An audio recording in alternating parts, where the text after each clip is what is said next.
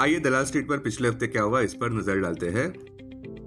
Nifty पिछले हफ्ते ज्यादातर वोलेटाइल रहा और कभी कभी रेंज बाउंड और इंडिसाइसिवनेस देखने को मिला।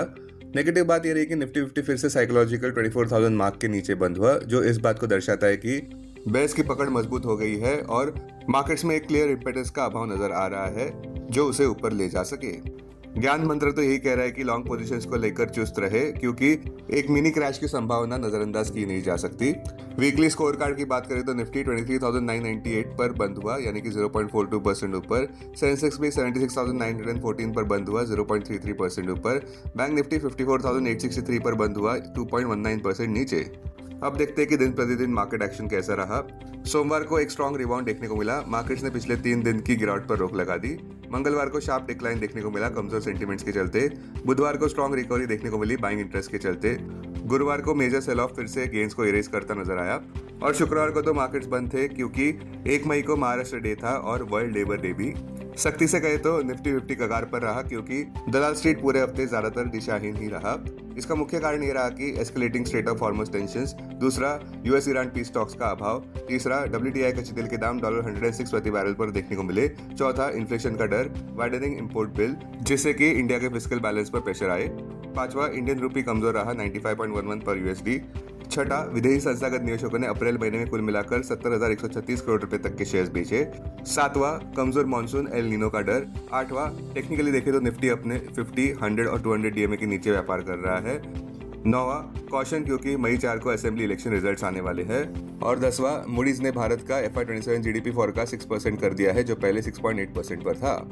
हमारे कॉल ऑफ द वीक अनुसार बढ़ते कच्चे तेल के दाम मतलब बढ़ती एंग्जाइटी। जब तक कच्चे तेल के दाम $100 प्रति बैरल के ऊपर है और जियोपॉलिटिकल अनसर्टेनिटी जारी है, दलाल स्ट्रीट प्रेशर में ही रह सकता है। आगे का रास्ता वोलेटाइल और हेडलाइन ड्रिवन रह सकता है, इसीलिए निम्बल रहे, क्योंकि यूफोरिया की जगह अब सावधानी ने ले ली है। संक्षेप में कहे तो खरीदारी के पक्ष में सावधान रहे जब तक मिडिल ईस्ट से क्लैरिटी नहीं आती। ग्लोबल मैक्रो पल्स की बात करें तो mix signal stable core. Federal reserve ने इंटरेस्ट रेट्स अनचेंज रखे 3.5% से 3.75% की रेंज में। बैंक ऑफ जापान ने भी पॉलिसी रेट्स अनचेंज रखे, किंतु ग्रोथ आउटलुक कम कर दिया। 1 मई के दिन यूनाइटेड अरब एमिरेट्स ओपेक से एग्जिट करने वाला है। चाइना के इंडस्ट्रियल प्रॉफिट स्ट्रॉन्ग रहे।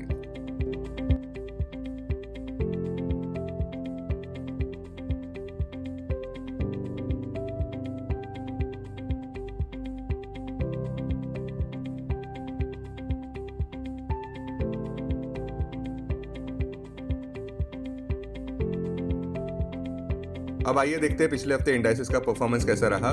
निफ्टी 50 में बुलिश कंसोलिडेशन देखने को मिला। निफ्टी में वोलेटाइल एनवायरनमेंट और रेंज बाउंड एनवायरनमेंट देखने को मिला और साइकोलॉजिकल 24,000 मार्क के नीचे भी बंद हुआ, जो इस बात को दर्शाता है कि अपसाइड थीम अभी भी सीमित है। टेक्निकल फ्रंट पर निफ्टी अपने 21 DMA के ऊपर तो है, जो है 23,808, किंतु 50 DMA के नीचे है, जो है 24,139, 100 DMA के भी नीचे है, जो है 24,961, और 200 DMA के भी नीचे है, जो है 25,098। इमीडिएट हर्डल 24,700 मार्क पर। बैंक निफ्टी तो काफी डिप्रेस्ड रहा, जहां पे 2.19% की गिरावट देखने को मिली निफ्टी को अंडर परफॉर्म करते हुए। बैंक निफ्टी का ऑल टाइम हाई बना था 61,764 पर फरवरी 3 को। अहम हर्डल 200 DMA 57,230 मार्क पर। निफ्टी प्राइवेट बैंक इंडेक्स 1.63% नीचे गिरा, जबकि निफ्टी PSU बैंक इंडेक्स 3.73% नीचे गिरा और बेरिश नोट पर बंद हुआ। ब्रॉडर मार्केट्स की खास करके निफ्टी मिड कैप 50 इंडेक्स की बात करें तो वो 1.91% ऊपर बंद हुआ और निफ्टी स्मॉल कैप इंडेक्स 2.5% ऊपर बंद हुआ, यानी कि बेंचमार्क इंडाइसेस को टोटली आउट परफॉर्म किया। पुलिस सेक्टर्स रहे निफ्टी फार्मा 3.05% ऊपर, निफ्टी आईटी 2.89% ऊपर, निफ्टी एनर्जी 2.16% ऊपर, निफ्टी रियल्टी 2% ऊपर, निफ्टी इंफ्रा 1.92% ऊपर, निफ्टी मीडिया 1.20% ऊपर, निफ्टी ऑटो 1.03% ऊपर, निफ्टी मेटल 0.68% ऊपर, निफ्टी FMCG 0.60% ऊपर। बेरिश सेक्टर्स नहीं रहे।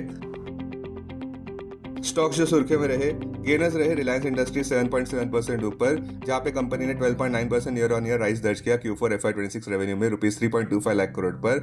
नेट प्रॉफिट फिर भी 8.9% ईयर ऑन ईयर नीचे गिरा ₹20,589 करोड़ पर, क्योंकि एनर्जी बिजनेस में कमजोरी देखने को मिली। वरुण बेवरेजेस लगभग 5% ऊपर बढ़ता नजर आया, जहां पे कंपनी ने Q1 कैलेंडर ईयर 26 में कंसोलिडेटेड नेट प्रॉफिट 20.1% का इजाफा दर्ज दिखाया। ईयर ओवर ईयर ₹879 करोड़ पर। रेवेन्यू भी 18.3% ऊपर बढ़ा ₹6,722 करोड़ पर, जिसका श्रेय जाता है रोबस्ट वॉल्यूम ग्रोथ को। इंडसइंड बैंक ने भी शार्प टर्नअराउंड दर्ज किया Q4 FY26 प्रॉफिट में, जहां पे नेट प्रॉफिट ₹594 करोड़ पर आया, जो लोअर प्रोविजंस के चलते देखने को मिला। 43% ईयर ऑन ईयर सर्ज देखने को मिला NII में ₹4,371 करोड़ पर, और ऑपरेटिंग प्रॉफिट भी ₹2,295 करोड़ पर रहा। Mahindra and Mahindra financial services लगभग 6% ऊपर बढ़ता नजर आया, जहां पे कंपनी ने स्ट्रॉन्ग Q4 FY26 दर्ज किया, जहां पे profit after tax 55% year on year बढ़ा ₹873 करोड़ पर। यही आंकड़ा पिछले साल इसी क्वार्टर में ₹563 करोड़ पर था। सन फार्मास्यूटिकल्स तो लगभग 12% ऊपर बढ़ता नजर आया, जहां पे कंपनी ने अनाउंस किया कि वे अक्वायर करने वाले हैं US based health care firm Organon and को, जिसकी एंटरप्राइज वैल्यू आती है $11.75 बिलियन की। GRSE लगभग 2% ऊपर बढ़ता नजर आया, जहां पे कंपनी ने Q4 FY26 में कंसोलिडेटेड रेवेन्यू फ्रॉम ऑपरेशंस दर्ज किया 29% ईयर ऑन ईयर ऊपर ₹2,119 करोड़ पर। मारुति सुजुकी भी 2% से ज्यादा ऊपर बढ़ता नजर आया, बावजूद इस बात के कि कंपनी ने डिक्लाइन दर्ज किया Q4 प्रॉफिट आफ्टर टैक्स में, क्योंकि मार्क टू मार्क लॉसेस देखने को मिले हैं, बजाय इस बात के कि कंपनी ने रिकॉर्ड क्वार्टरली सेल्स दर्ज किए। लूजर्स की बात करें तो SBI लाइफ इंश्योरेंस लगभग 2.83% नीचे गिरता नजर आया, जहां पे कंपनी ने वीक Q4 FY26 के रिजल्ट्स का प्रदर्शन किया, जहां net profit 1.1% year on year नीचे गिरता नजर आया ₹805 करोड़ पर, बावजूद इस बात के कि 16% राइज देखने को मिला नेट प्रीमियम इनकम में ₹27,684 करोड़ पर, जिसमें मार्जिन प्रेशर और हायर एक्सपेंसेस देखने को मिले। एक्सिस बैंक भी 7% से ज्यादा गिरता नजर आया, जहां पे कंपनी ने नेट प्रॉफिट दर्ज किया 0.65% नीचे ईयर ऑन ईयर ₹7,071 करोड़ पर, हायर प्रोविजनिंग के चलते, और ₹606 करोड़ का ट्रेडिंग लॉस भी दर्ज किया, बावजूद इस बात के कि NII 5% ईयर ऑन ईयर बढ़ा और एसेट क्वालिटी भी इंप्रूव हुई। श्रीराम फाइनेंस 7.31% नीचे गिरता नजर आया, बावजूद इस बात के कि स्ट्रॉन्ग Q4 FY26 का प्रदर्शन देखने को मिला।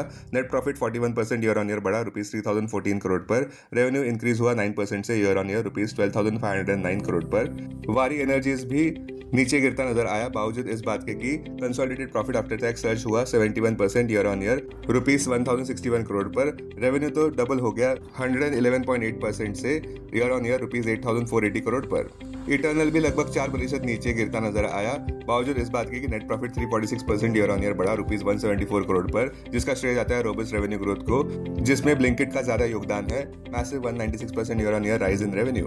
अल्ट्राटेक सीमेंट भी 3% से ज्यादा नीचे गिरता नजर आया, बावजूद इस बात की stronger than expected Q4 FY26 results देखने को मिले, जिसमें consolidated net profit 20% year on year बढ़ा ₹2,983 करोड़ पर, जिसमें सपोर्ट रहा इंप्रूव डिमांड और फेवरेबल कंस्ट्रक्शन एक्टिविटी कंडीशंस का। पिछले हफ्ते के निफ्टी 50 के गेनर्स इस प्रकार रहे: सन फार्मा 7.63% ऊपर, कोल इंडिया 6.83% ऊपर, रिलायंस इंडस्ट्री 6.51% ऊपर, अदानी एंटरप्राइजेस 4.71% ऊपर, ONGC 4.65% ऊपर। वहीं दूसरी ओर लूजर्स रहे एक्सिस बैंक 7.4% नीचे, श्रीराम फाइनेंस 7.13% नीचे, ICICI बैंक 6.28% नीचे, HCL टेक 6.14% नीचे, इंडिगो 5.72% नीचे। ज्ञान मंत्र ये कहता है कि निफ्टी 50 बुल्स डोमिनेट करते नजर आ सकते हैं दलाल स्ट्रीट को सोमवार के व्यापार में, क्योंकि S&P 500 और नैस्डैक ने पिछले शुक्रवार फ्रेश रिकॉर्ड हाईज कायम किए हैं। साथ साथ सेंटिमेंट्स को बढ़ावा देने वाली ये बात है कि WTI कच्चे तेल के दाम $101 प्रति बैरल पर नीचे आए हैं, जब खबर आई कि ईरान ने फ्रेश प्रपोजल देने की बात की है USA को मीडिएटर्स पाकिस्तान के जरिए। हमारे कॉल ऑफ द वीक अनुसार डोनाल्ड ट्रंप और शी जिनपिंग भी स्ट्रेट ऑफ हार्मस खोलने के लिए प्रयत्न करेंगे, केवल समय की बात है। तब तक इन्वेस्टर्स को वोलेटिलिटी का सामना करना पड़ सकता है। संक्षेप में कहें तो निफ्टी बुल्स डिप्लोमेसी होप्स को चीयर करते नजर आ सकते हैं। ज्ञान मंत्र यह है कि तब तक खरीदारी के पक्ष में सावधान रहे जब तक क्लैरिटी पूरी तरह से नहीं आती मिडिल ईस्ट से। Investments in security markets are subject to market risk. Read all the related documents carefully before investing. This content is purely for information and educational purpose only and in no way to be considered as an advice or recommendation.